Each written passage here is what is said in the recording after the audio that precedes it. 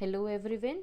Today we are going to start with the next chapter, that is chapter number 16, Natural Resources. Now, looking at the name itself, you could know that there's something related with the nature.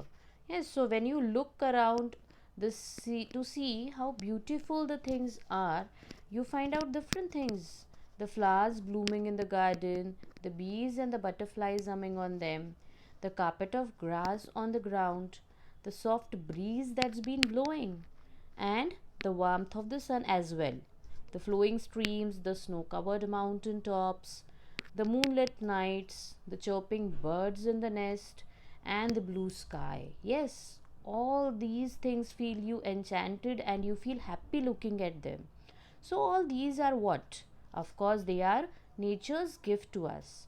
So, some of the things from these all are nature that provides us and which are essential for our existence, for the survival on the earth's surface.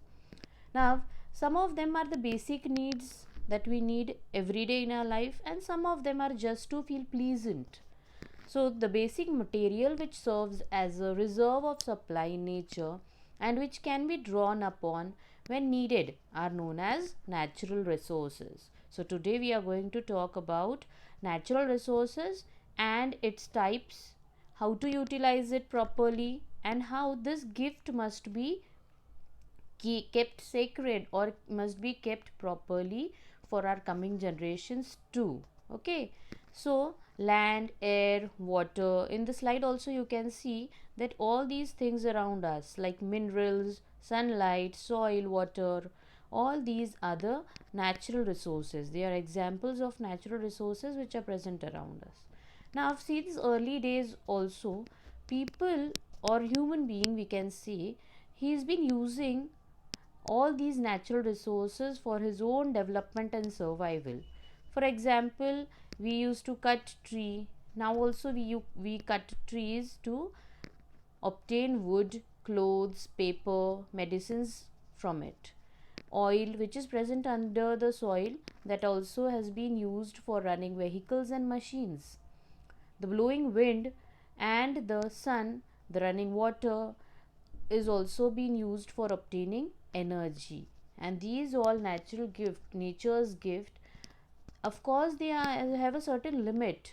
They all are going to cease to exist if not used judiciously. If we do not use them judiciously or wisely, it is going to exhaust some of the day from the earth's surface. So in this particular chapter we are going to talk about the natural resources, types of it, and how to use it properly and to conserve it for our coming generations.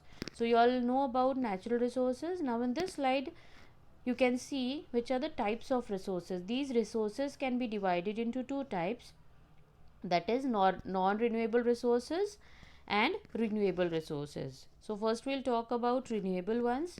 Renewable resources are the ones which can be reused or replaced. We can use it again and again. It is not going to exhaust from the earth's surface at all, like solar energy, wind energy, water, soil. All these are the renewable sources present on the earth and which is not going to exhaust any of the day. But these resources are a non-conventional ones, means which is not convenient or easy for us to utilize it in different form, and therefore they are known as non-conventional sources of energy.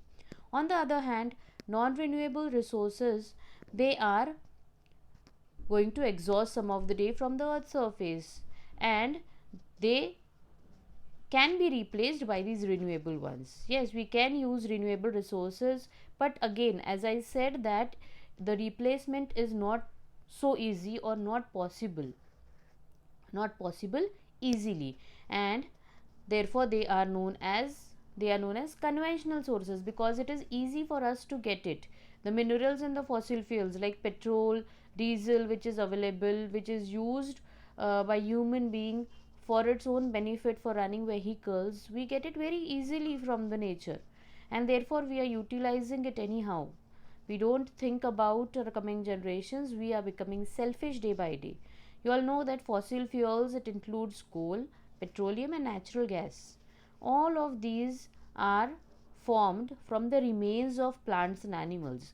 when these plants and animals die and they get buried under the soil, it takes millions of years to form fossil fuels out of it. And a natural gas, coal, petroleum, it takes thousands and millions of years to form. And how much time do they require to get exhausted? Not a long. Why? Because we human beings have become very selfish and are using these all sources very selfishly, and therefore they are getting exhausted from the earth's surface. So these all sources, you all know that the non-renewable sources are exhausting, the minerals, the fossil fuels are getting exhausted. So nowadays we have started gaining electricity, or we have started using the renewable sources of energy for getting uh, for utilization. Okay, like solar energy is being utilized. They are being used for making solar panels for generating electricity. Then solar heater we have solar cookers.